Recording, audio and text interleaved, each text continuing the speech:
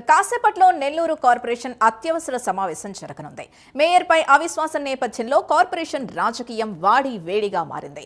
Mayor పదవికి శ్రవంతి రాజీనామా చేయడంతో డిప్యూటీ మేయర్ రూప్ కుమార్ యాదవ్ ను ఇన్ఛార్జ్ మేయర్ గా నియమించారు. అయితే ఇదివరకే మేయర్పై అవిశ్వాస తీర్మానానికి కార్పొరేటర్లు రంగం సిద్ధం చేయగా అనూహ్యంగా శ్రవంతి రాజీనామా చేశారు. దీంతో క్యాంపులకు వెళ్లిన కార్పొరేటర్లు తిరిగి నెల్లూరుకు వస్తున్నారు. ఇప్పటికే వైసీపీ నుంచి టీడీపీలోకి పలువురు కార్పొరేటర్లు చేరారు. ఈ నేపథ్యంలో కొత్త మేయర్ని ఎన్నుకుంటారా లేక ఇన్ఛార్జ్ మేయర్నే కొనసాగిస్తారా అనే ఉత్కంఠ నెలకొంది. ఇదే అంశానికి సంబంధించి పూర్తి డీటెయిల్స్ మా కరెస్పాండెంట్ నరేష్ అందిస్తారు. నరేష్,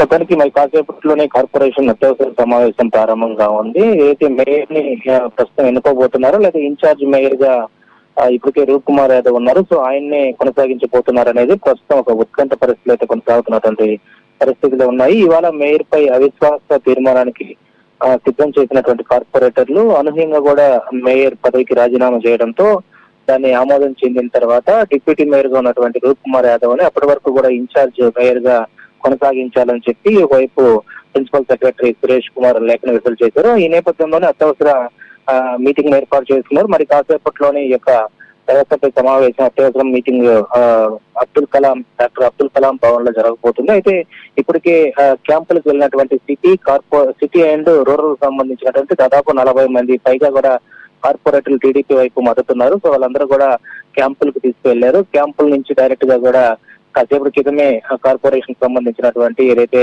అత్యవసర సర్వసభ్య సమావేశం జరగబోతుందో ఆ యొక్క ప్రాంగణానికి అయితే చేరుకున్నారు. మరి కాసేపట్లోనే ఇన్ఛార్జ్ మేయర్ గా ఉన్నటువంటి రూప్ కుమార్ యాదవ్ మేయర్ సీట్లు ఆచరణ కాబోతున్నారు. అయితే దీనికి సంబంధించి పూర్తి స్థాయిలో కౌన్సిల్ సంబంధించినటువంటి అంటే ఎవరైతే 70 రాజీనామా చేశారో ఆ తర్వాత రాజీనామాకి ఆమోద ముద్ర వేయనట్టుగా తెలుస్తా ఉంది.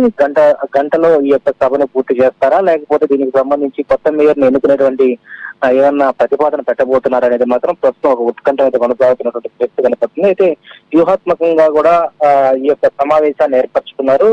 ఇన్ఛార్జ్ సంబంధించినటువంటి రూప్ కుమార్ యాదవ్ ని కొనసాగించేటువంటి పరిస్థితులు దాదాపు కూడా 100% కనపడుతున్నట్టుగా సమాచారం అందుతా ఉంది. ఎందుకంటే ఇంకొక సంవత్సర కాలం పాటే ఉంది. కొత్తగా మేయర్ ని ఎన్నుకోవడం ఇవన్నీ కూడా కొంత తలనొక్కి వచ్చేటువంటి అవకాశాలు ఉన్న నేపథ్యంలోనే టీడీపీ అధిష్టానం కూడా రూప్ కుమార్ యాదవ్ వైపు ఉండడంతో ఒక్కసారిగా కూడా ఇన్ఛార్జ్ బాధ్యతలు చేపట్టినటువంటి రూప్ కుమార్ యాదవ్ ని ఈ యొక్క 1 year కాలం పాటు కొనసాగించేటువంటి పరిస్థితి కనపడుతుంది. అయితే ఒక మొత్తానికైతే మరికొన్ని నిమిషాల్లోనే ఈ యొక్క సమావేశం ప్రారంభం కాబోతుంది. ప్రారంభమైనటువంటి తొలి అజెండా కూడా మేయర్ పొట్టూరి శ్రవంతి రాజీనామా చేశారు. ఆ రాజీనామాను కౌన్సిల్ ఆమోద ముద్ర అందరూ కూడా చేస్తారు. ఆ తర్వాత ఆమె మామూలుగా ఇప్పటికే సాదాసీదాగా ఉన్నటువంటి 12వ డివిజన్ కార్పొరేటర్ గా ఆమెని నేమ్ బోర్డు కూడా పెట్టడం జరిగింది. సో ఈ యొక్క సమావేశంలో ఆమె కూడా పాల్గొనబోతుందా లేకపోతే ఏంటి అనే దాని మీద కూడా కొంత ఉత్కంఠ మీద కొనసాగుతుంది. మొత్తానికి వైఎస్ఆర్సీపీ పార్టీ నుంచి దాదాపు కూడా మెజార్టీ పీపుల్స్ అంతా కూడా ఇటు టీడీపీకి మద్దతు ఇవ్వడంతో ఇక్కడ ఒక్కసారిగా కూడా ఒక హైడ్రామా అయితే కొనసాగుతున్న పరిస్థితి కనపడతా.